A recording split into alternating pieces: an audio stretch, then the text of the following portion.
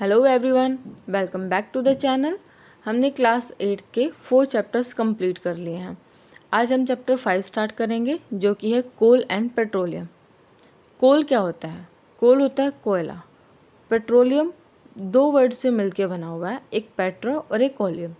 Petra यानी कि rock और ओलियम यानी कि ऑयल। तो जो ऑयल हमें रॉक से मिलता है उसको क्या बोलेंगे? हम पेट्रोलियम बोलेंगे। ठीक है, हम स्टार्ट करते हैं पढ़ना। हमने अपने आसपास देखे हैं बहुत सारी चीज़ें प्रेजेंट है।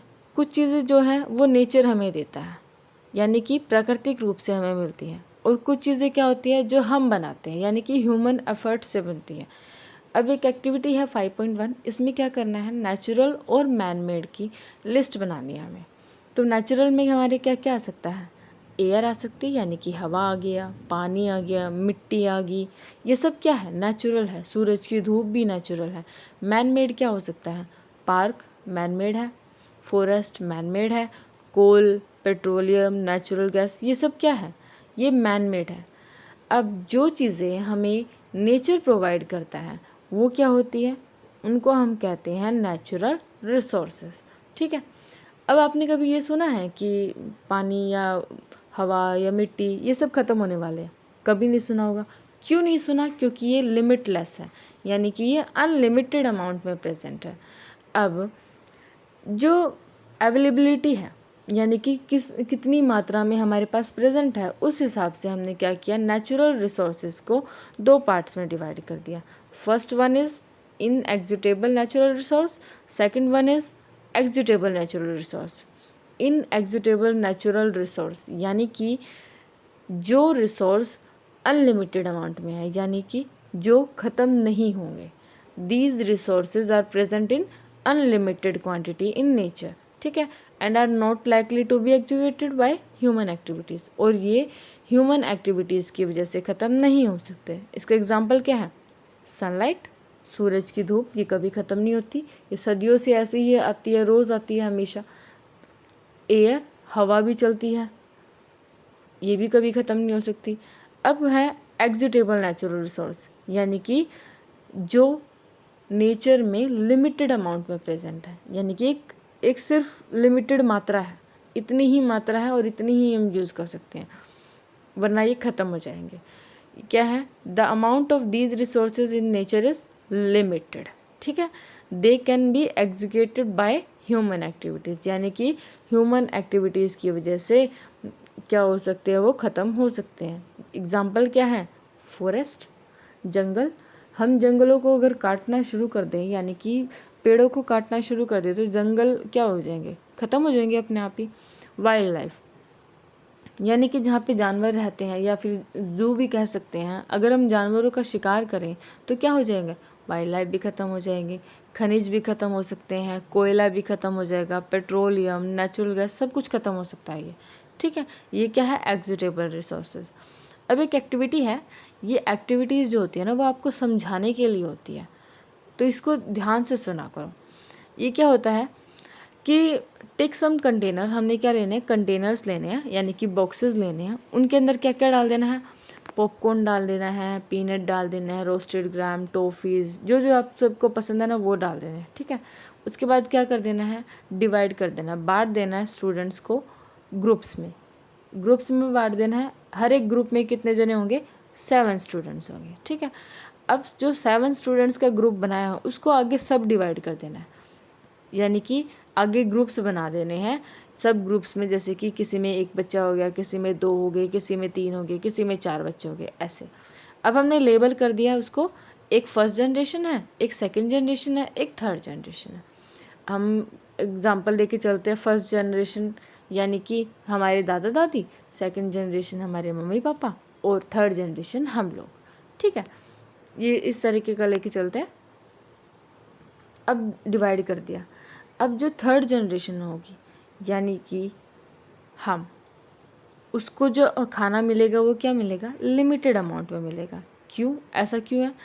क्योंकि जो फर्स्ट जनरेशन थी, जो हमारे दादा दादी की जनरेशन थी, उन्होंने अच्छा खाना खाया, अच्छा पहना, सब कुछ अच्छा किया, तो वो क्या, उनकी लाइफ भी लॉन्ग चली है, इसीलिए तो वो क्या हो गए? उन्होंने कंज्यूम कर लिया। अब जो सेकंड जनरेशन आई यानी कि हमारे पेरेंट्स की, उन्होंने भी कंज्यूम कर लिया। कुछों ने क्या किया, अपने बच्चों के लिए सेव कर लिया, और कुछों ने क्या किया, जो ग्रीडी हो गए यानी कि लालची हो गए, तो उन्होंने और ज़्यादा यूज़ कर लिया। अब आई थर्ड जनरेशन, तो थर्ड जनरेशन को तो लिमिटेड अमाउंट में सोर्सेज ही मिलेंगे, क्योंकि लिमिटेड अमाउंट में मिलेंगे तो हमें उसका देखभाल करके यूज़ करना पड़ेगा। अब जो कंटेनर्स में हमने भरा था, हमने ऐसे फर्स्ट जनरेशन, सेकंड जनरेशन और थर्ड में बांट दिया। जो फर्स्ट जनरेशन होगी वो ज़्यादा खाएगी, सेकंड में उससे कम खाएगी, जो थर्ड होगी उसमें क्या मिलेगा, उसको तो लिमिटेड अमाउंट में मिलेगा। यानी कि जो कोल है, पेट्रोलियम है या नेचुरल गैस है, वो हमें कैसे मिलते हैं, लिमिटेड अमाउंट में, क्योंकि ये बहुत सालों बाद बनते हैं। ठीक है, अब क्या है, हम इस चैप्टर में क्या क्या पढ़ेंगे कि जो कोल है, पेट्रोलियम है और नेचुरल गैस है, ये कैसे ख़त्म हो सकते हैं, हम इनको कैसे बचा सकते हैं, ये कैसे बनते हैं। ठीक है, दीज वर फॉर्म्ड, ये कहाँ बनते हैं, पहले तो सबसे पहले क्या है, ये formed from the dead remains of living organism, यानी कि जो लिविंग ऑर्गेनिजम्स मर जाते हैं, ठीक है, जो उनके अवशेष होते हैं उनसे बनते हैं ये, उनको क्या कहते हैं हम, फॉसिल फ्यूल्स कहते हैं। अब ये डेफिनेशन है आपकी, फॉसिल फ्यूल क्या होती है, क्या होते हैं, these were formed from the dead remains of living organisms. ठीक है, ये ईंधन है यानी कि। अब जो कोल है, कोल आप सभी ने देखा होगा, ये तो आपको बताने की ज़रूरत नहीं कि कोल कैसा होगा, कोल तो काला ही होगा। ये क्या होता है, हार्ड होता है एज स्टोन, स्टोन की तरह। किसकी तरह, स्टोन की तरह हार्ड। ये क्या है, कोल है। कोल क्या होता है, एक तरह का ईंधन है जो कि हम खाना बनाने में भी यूज़ करते हैं, जो चूल्हे वगैरह में डाला जाता है। पहले क्या आपने ना पुरानी मूवीज़ में देखा होगा, भाप के इंजन चलते थे। आपने एक शोले मूवी देखी होगी, उसमें क्या होता है कि उसमें जो गाड़ी है वो चलती है, उसके अंदर कोयला डाला जाता है ना, उसको बोलते हैं हम रेलवे इंजन टू प्रोड्यूस, ताकि वो क्या कर सके, भाप प्रोड्यूस कर सके और वो चल सके। थर्मल पावर में यूज़ होता है ताकि बिजली बन सके। और किस में यूज़ होता है, बहुत सारी इंडस्ट्रीज़ में भी कोयला यूज़ होता है। अब स्टोरी क्या है, कहानी क्या है कोल की, कि हमें कोल मिला कहाँ से, कैसे मिला, हमें कैसे मिला। 300 साल पहले की बात है। 300 साल पहले क्या था कि बहुत ही गहरे जंगल थे। ठीक है, धरती पे बहुत ज़्यादा गहरे जंगल थे।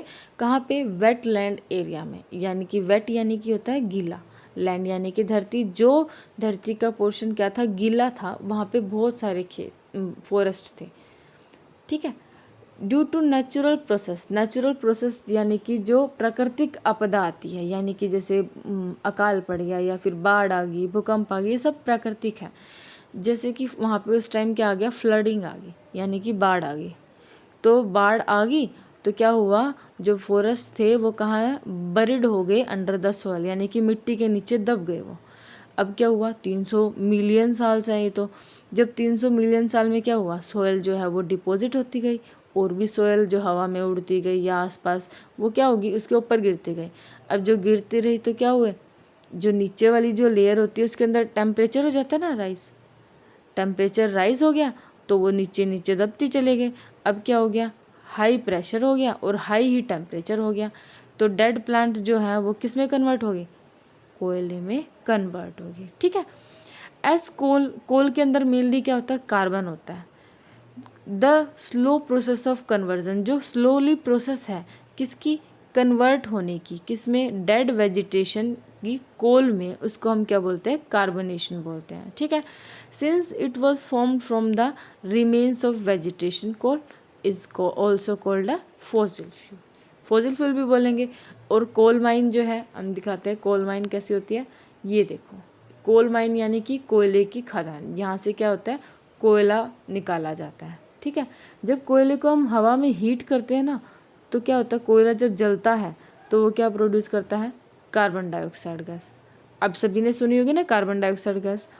कोल इज प्रोड्यूस कहाँ पे प्रोड्यूस किया जाता है, इंडस्ट्रीज़ में प्रोड्यूस किया जाता है।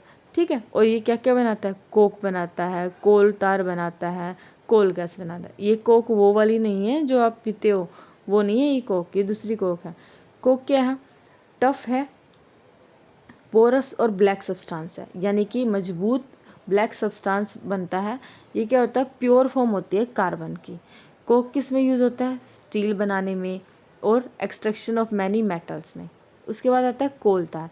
कोल तार आप सभी ने देखा होगा, पहले सड़कें बनती थी ना कोल तार की, उसमें गंदी सी स्मेल आती थी, अनप्लीजेंट स्मेल। कैसा होता था वो, ब्लैक कलर का थिक लिक्विड होता था और अनप्लीजेंट स्मेल आती थी। ये ऐसे कोल तार, ये किसका था, बहुत सारे सब्सटेंसेस का मिक्सचर होता था। जो कोल तार से सब्सटेंसेस जो बनाए जाते थे मेनली क्या था, इंडस्ट्रीज़ में यूज़ किया जाता था या फिर सड़कें बनाने में सिंथेटिक डाइज बनती थी, ड्रग्स, एक्सप्लोजिव्स, परफ्यूम्स, पेंट में यूज़ होता था, फोटोग्राफिक मटेरियल में, बहुत सारी चीज़ों में यूज़ होता था। जो नेफ्थलीन की बॉल आती है ना, अब सभी ने घर में यूज़ करते हैं, जिसको हम कहते हैं चूहे मारने की वो गोलियाँ राउंड राउंड। आपकी मम्मी से पूछना, वो बताएंगे नेफ्थलीन बॉल वो किस लिए, वो भी इसी से बनती है। ठीक है, अब है कोल गैस। कोल गैस कैसे बनेगी, during the process of coal to get coke. कब बनती है ये, जब हम कोल से कोक लेते हैं तब क्या बनती है, कोल गैस बनती है। ये कहाँ यूज़ होती है, मैनी इंडस्ट्रीज़ में situated near the coal processing plants. आज के लिए हमने कोल वाला पढ़ लिया है, अब कल हम करेंगे पेट्रोलियम का और नेचुरल गैस का। Thank you so much.